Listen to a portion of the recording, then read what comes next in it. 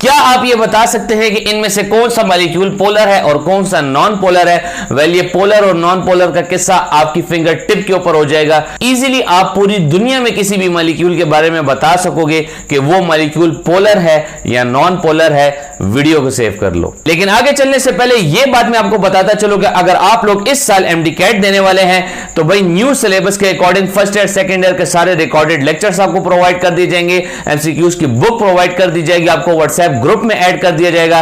All you have to do is just text me on WhatsApp. WhatsApp का number मेरा bio के अंदर भी मौजूद है और नीचे भी आपको नजर आ रहा होगा। जस्ट 1000 रुपीज फीस के अंदर आपको ये सारी फैसिलिटीज मिल जाएंगी। चलिए चलते हैं। सबसे पहले तो आपको मैं ये बात बताना चाहूंगा कि आप ऐसे मॉलिक्यूल से स्टार्ट करते हैं जो कि क्या होते हैं, जिनमें दो एटम्स मौजूद हों। तो ऐसे कौन से मॉलिक्यूल्स होते हैं भाई? होमो होते हैं और हेट्रो होते हैं। होमो यानी सेम, तो आपको पता है कि इनमें इलेक्ट्रोनेगेटिविटी का डिफरेंस तो होता नहीं है। तो ऐसे मॉलिक्यूल्स क्या होते हैं? नॉन पोलर होते हैं। और इसी के साथ साथ अगर हम लोग आगे चलें तो ये हेट्रो है तो इलेक्ट्रोनेगेटिविटी का डिफरेंस है, इसके ऊपर नेगेटिव इसके ऊपर पॉजिटिव। तो ये क्या होता है? ये भाई ऐसे मॉलिक्यूल्स पोलर होते हैं। तो पहली कंडीशन आपने देख ली कि दो एटम्स हों जिस मॉलिक्यूल में, या तो वो होमो होगा या वो हेट्रो होगा। तो होमो वाला क्या होगा? वो नॉन पोलर होगा और हेट्रो वाला क्या होगा? वो पोलर होगा। राइट। अब अगर दो से ज्यादा मॉलिक्यूल्स हों फिर क्या करोगे? तो फिर एक फार्मूला याद रखोगे।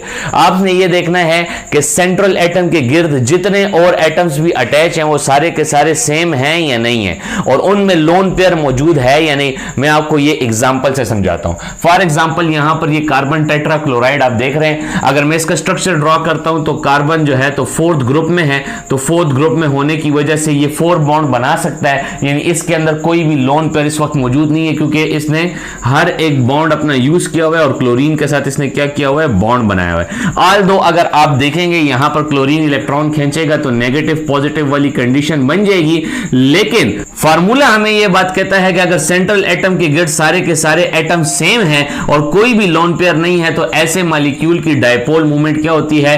0 के बराबर होती है। लिहाजा ऐसा मॉलिक्यूल क्या होता है? नॉन पोलर होता है। तो ये बात आपने याद रखनी है। अब ये वाला मॉलिक्यूल क्या हो गया भाई? ये वाला मॉलिक्यूल नॉन पोलर हो गया। अब इस मॉलिक्यूल की बात कर लेते हैं। इस मॉलिक्यूल को देखें, अगर मैं इसका स्ट्रक्चर ड्रॉ करता हूं तो ये कार्बन है। अगेन कार्बन ने कितने बॉन्ड बनाए हुए हैं? 4 बॉन्ड बनाए, 2 हाइड्रोजन के साथ बनाए हैं, राइट, और 2 किसके साथ बनाए हुए हैं? क्लोरीन के साथ बनाए हुए हैं। अब इस केस में आप ये देख सकते हैं कि सेंट्रल एटम के गिर्द सारे के सारे एटम सेम जो है तो वो नहीं है, डिफरेंट है। 2 सेम है और 2 फिर उससे डिफरेंट है, राइट। तो ऐसा मॉलिक्यूल की डायपोल मूवमेंट किसके बराबर होती है? 0 के बराबर नहीं होती। लिहाजा ऐसा मॉलिक्यूल क्या कहलाता है?